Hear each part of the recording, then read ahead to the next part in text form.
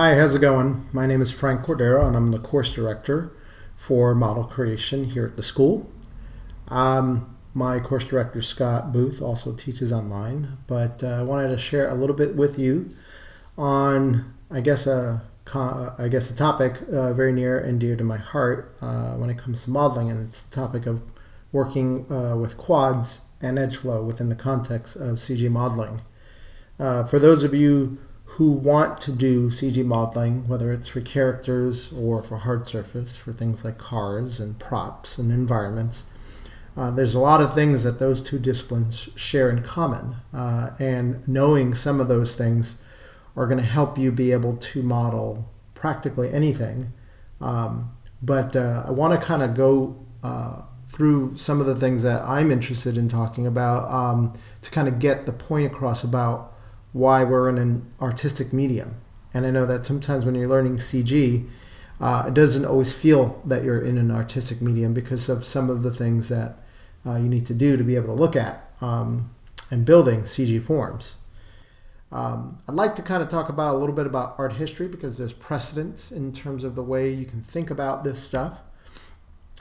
One of the most popular and noticeable forms in the history of architecture is the concept of the arch. The concept of the arch has been around in many periods of art history, starting back in the day of the Roman Empire, moving through the Romanesque period, Gothic period. You see the use of the arch as being a very important part of the language of architecture. You know, even the premise of how the arch was built started with a wooden scaffold, and then you're cutting wedge-shaped blocks together to fit them together to create what I call this larger form, which is the arch. If you want to talk about the concept of a unit of artistic design, one of the easiest ways to talk about it, believe it or not, is with looking at the work of what the monks did in the court of Theodora. What's interesting about it is that the artist here using tiny bits of cut glass to be able to describe a larger design image. It's not too dissimilar from the concept that we know nowadays as what we see in the electronic world or the digital world, which is the concept of pixels. Van Gogh was amazing in his use of long brush strokes, at a unique way of describing not only form but also the way he felt, and it was part of his personal unit of artistic design. And then on the opposite end of the spectrum, you have a person like Georges Seurat. He was very interested in things like light and color theory. And his premise was that if you took the pure bits of blue, yellow, and red as the starting points, that you could mix all the secondary and tertiary colors and get them just by putting different proportions of each of those colors in their purest form as dots, and then the eye would do the mixing. And this painting took him 2 years to paint that way. Anyway, that's a little bit of art history in the background, and you're probably saying to yourself, why is this teacher talking so much about art history? I don't really want to know that. How does that have anything to do with modeling? You, yourself, as a student of CG and of digital modeling, are using the quad shape as a unit of design and construction.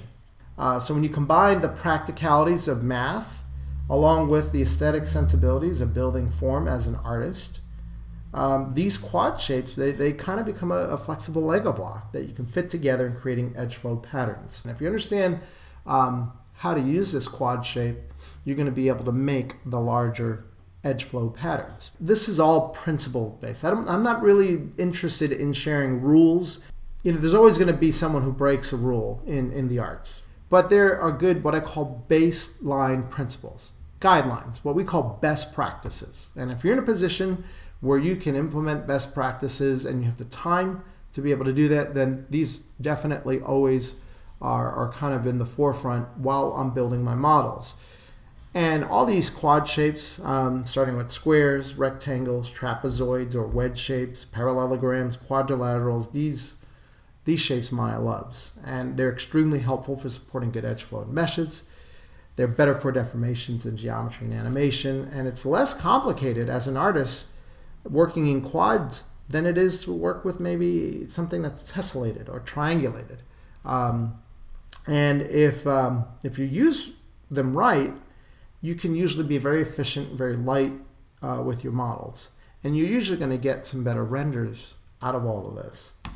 There are times where you're going to need a diamond shape or a triangle that is a four-sided triangle, where it's got 1, 2, 3, 4 verts making the shape. But this works as sort of a transitional shape. And these shapes become useful when you start getting rid of extra geometry on parts of the model that you don't want, or if you need to add extra detail. A shape like this definitely is practical for that reason. Now, these become an issue, especially when you start getting into the concept of 3-key smoothing, or using what we call pre-approximation smoothing. So when you start taking that quad shape, and let's say that vert that was a triangle, and you push it in, you start creating an issue with the way the quad starts to either pinch or create pinching on the surface in a way that might create visual artifacts that are undesirable. And that's really the main thing. The idea of non-planar faces, again, this is a matter of degree. This is something that's going to happen, especially from time to time when you're working in organic modeling or anything that's got some bit of curvature, or if you're working in end cloth, quads will have a little bit of flex to them. But there is a point where you can overdo and overstretch a quad beyond its original intent.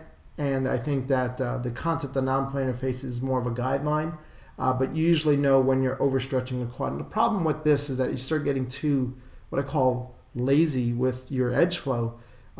Sometimes instead of putting a few more edges to properly describe the form, sometimes we'll just overstretch that poor little quad, when in fact maybe a few extra edges in that area might help with the shape making.